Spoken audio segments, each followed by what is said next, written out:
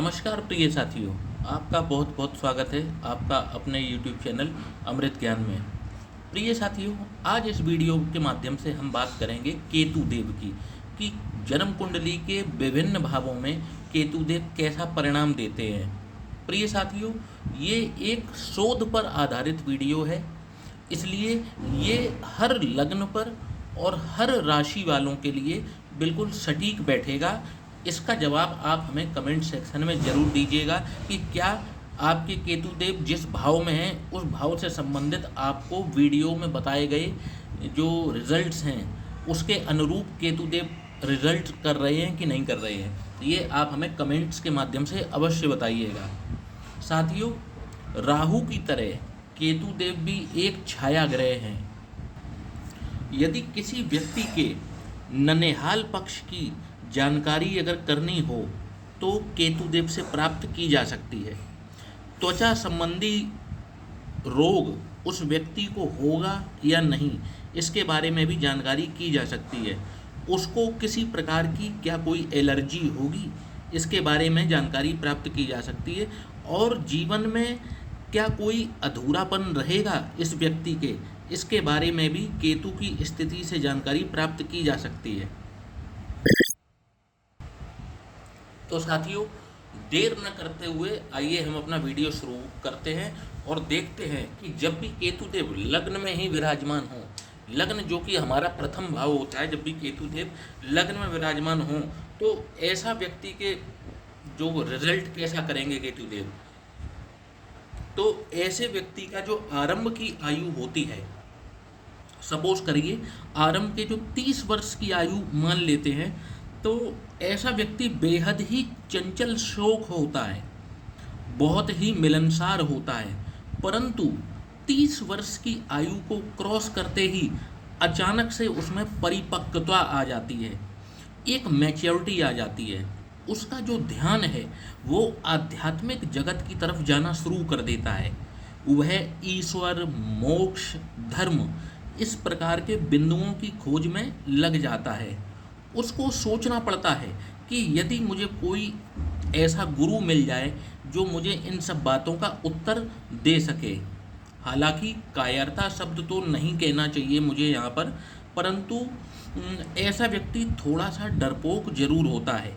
किसी भी प्रकार का यदि उसको रिस्क लेना हो, किसी भी प्रकार की बहस, लड़ाई, झगड़ा हो, तो वह उससे भरसक बचने का प्रयास जरूर करता है। कई बार तो ये भी देखा गया है कि ये जातक जिसका केतु लग्न में है, यदि नौकरी करता है तो वह अपने बॉस को भी अपनी बात स्पष्ट रूप से कह नहीं पाता। उसमें सेल्फ कॉन्फिडेंस की कमी स्पष्ट रूप से देखी जा सकती है। त्वचा संबंधी कोई ना कोई रोग भी इनको अवश्य होता है और उस रोग से संबंधित कोई ना कोई निशान आप इनके बॉडी पर अवश्य देख सकते हैं, वो भी स्थायी तौर पर। अब साथियों, बात करते हैं केतु देव यदि धन, कुटुंब और वाणी जो कि द्वितीय भाव है, यदि यहाँ विराजमान है तो ऐसा व्यक्ति का स्वभाव कैसा होगा। तो साथियों, ऐसा व्यक्ति किसी भी व्यक्ति का इंतजार नहीं करता, किसी का भी इंतजार नहीं करता। यदि इनको इंतजार करने के लिए कह दिया जाए तो यह उनके लिए दुनिया का सबसे मुश्किल कार्य होता है। यदि ये सरकारी नौकरी में है तो इनको इतने ज़्यादा झंझट आने शुरू हो जाते हैं कि कई बार तो ये सरकारी नौकरी से भी त्यागपत्र देने के बारे में विचार करने लगते हैं। यदि ये व्यापारी भी हैं तो टैक्स, कर, शुल्क, सरकार से किसी न किसी प्रकार की इनकी तनातनी सदैव ही चलती रहती है। इनको माता पिता परवरिश तो बहुत अच्छी देते हैं, बहुत अच्छे संस्कार देते हैं, परंतु ये उन संस्कारों को लागू करने में विफल हो जाते हैं, जो कि इनकी असफलता का एक बहुत बड़ा कारण जरूर होता है। स्वतंत्र तंत्र से संबंधित किसी न किसी प्रकार की एलर्जी यहाँ पर बैठे हुए केतु इनको अवश्य देते हैं। अब बात कर लेते हैं तृतीय भाव की। जब भी केतु देव तृतीय भाव में विराजमान हो तो कैसा परिणाम देखने को मिलता है। तो यहाँ पराक्रम भाव में बैठे हुए केतु देव इनका स्वभाव कुछ इस प्रकार का बना देते हैं कि ये व्यक्ति प्रकृति से उल्टे कार्य करना शुरू कर देता है। जैसे प्राकृतिक रूप से जो कार्य होते हैं उनको उल्टा करना शुरू कर देता है। जैसे जब भी ये विद्यार्थी जीवन में होगा तो ये रात भर जाग कर पढ़ाई करेगा, दिन भर सोएगा। जब ये प्रोफेशनल लाइफ को जिएगा तब भी वह इसी प्रकार की कोई ना कोई कार्य करेगा। इसको रात मतलब प्रोफेशनल लाइफ में भी ये नौकरी ऐसी ढूंढेगा जिसमें इसको रात में ड्यूटी करनी पड़े और दिन में ये सोता रहे। मूल मतलब ये है कि ये प्रकृति से उल्टे चल करके कार्य करने में इनको एक अजीब सा आनंद प्राप्त होता है, एक अजीब सा मज़ा इनको आता है। यही कारण है कि इनकी बॉडी क्लॉक जो है वो भी गड़बड़ हो जाती है और इनको जो एसिडिटी की प्रॉब्लम है ये भयानक स्तर तक इनको ले जा सकती है। पराशक्तियों में ये विश्वास करने लगते हैं और कई बार गलत संगत में पड़ते हुए भी इनको देखा गया है। इनका जो बचपन है वो थोड़ा सा अभाव में ज़रूर बीतता है, पर आगे चल कर के ये स्वयं अपने बलबूते पर सब कुछ अचीव कर लेते हैं, किसी प्रकार की कोई इनको समस्या नहीं रहती। अब यदि बात की जाए चतुर्थ भाव की, कि यदि चतुर्थ भाव में केतु देव यहाँ पर विराजमान हैं, जो कि सुख भाव है, माता का भाव है, जब भी केतु देव यहाँ पर विराजमान होंगे तो ऐसा व्यक्ति जो होता है वो वाचाल होता है, बहुत ज़्यादा उसको बोलने की सदैव इच्छा होती है और इस व्यक्ति का स्वयं पर कोई कंट्रोल नहीं रहता। साथ ही आप ऐसे व्यक्ति को कभी भी अपना कोई राज बिल्कुल भी मत बताइएगा, क्योंकि इनके पेट में कोई भी बात कभी भी नहीं पचती। 30 से लेकर के 40 वर्ष की आयु, जो कि बहुत ही क्रियाशील उम्र होती है, काम करने की उम्र होती है, इसमें भी इनको जो है तकरीबन 3 से 4 वर्ष हो सकता है, शुरुआती जो 30 के बाद के 3 या 4 वर्ष हैं इनको कार्यहीन रहना पड़े, बेरोजगार रहना पड़े।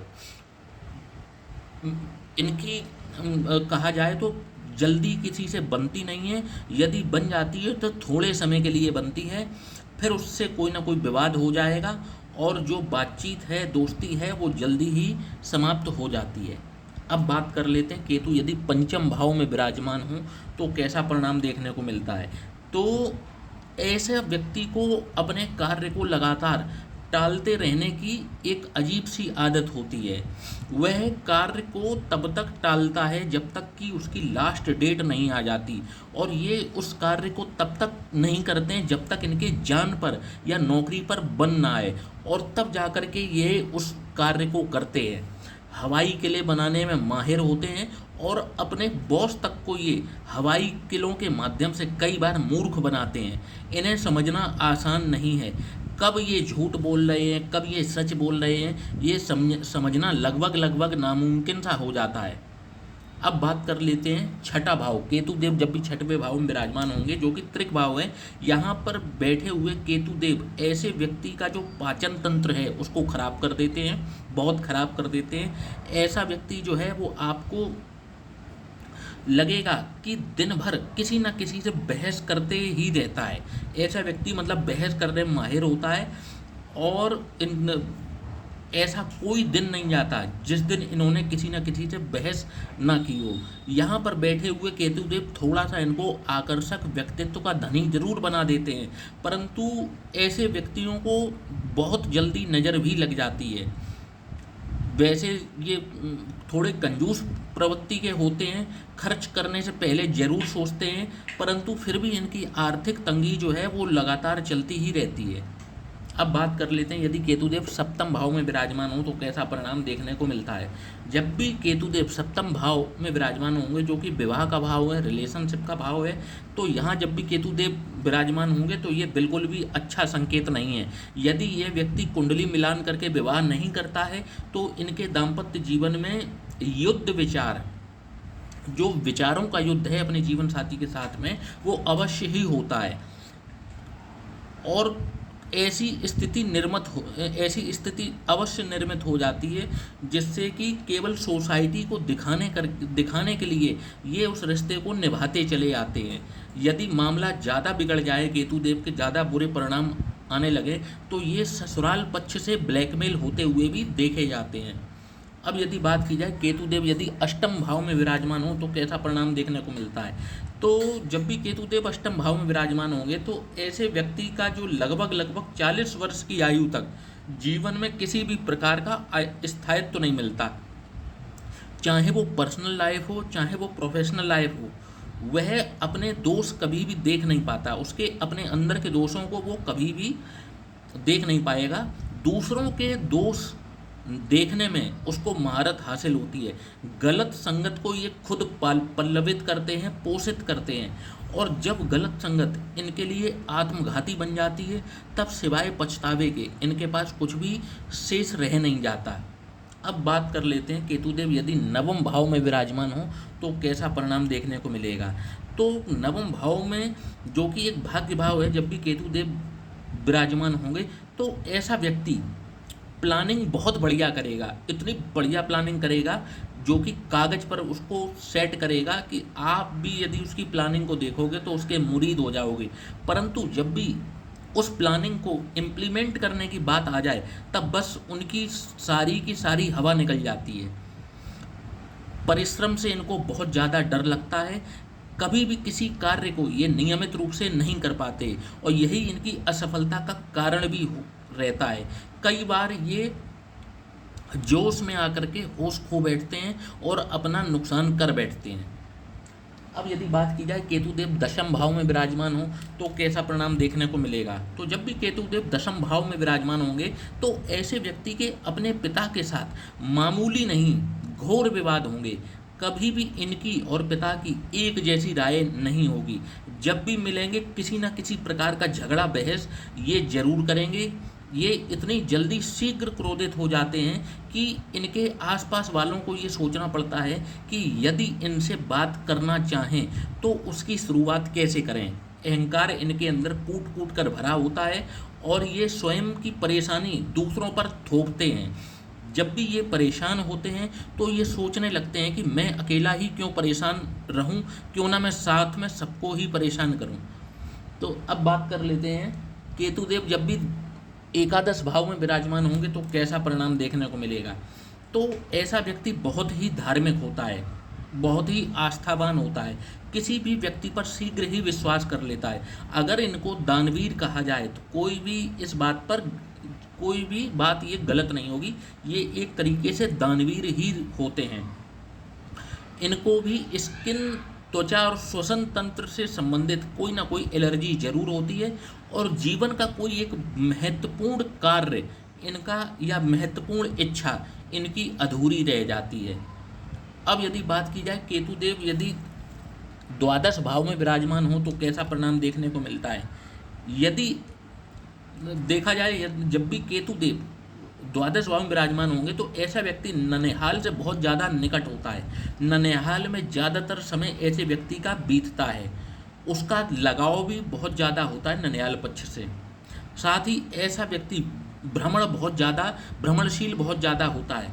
उसको नए नए स्थानों पर जाना, नए नए लोगों से बातचीत करना, भेंट करना बहुत ही पसंद होता है और इसी प्रकार का ये कोई प्रोफेशन भी अपना लेते हैं जिसमें इनको भ्रमण करना पड़े। 2 नंबर के धन की प्राप्ति ऐसा व्यक्ति जरूर करता है, परंतु आगे चल करके इनको न्यायालय में, अदालत में उसकी सफाई जरूर देनी पड़ती है और हो सकता है कि ये किसी प्रपंच में भी फंस जाएं। इसीलिए इस प्रकार का कार्य इनको नहीं करना चाहिए। तो यही हमारी इनके लिए सलाह रहती है। आशा करता हूँ कि साथियों आपको ये वीडियो पसंद आएगा। यदि आपकी कुंडली में भी यही लक्षण हैं तो आप कमेंट के माध्यम से हमें ये जानकारी दे सकते हैं। आपका बहुत स्वागत है। और आज के लिए बस इतना ही। अब आज्ञा चाहूँगा। तो जय श्री राम, जय श्री कृष्ण।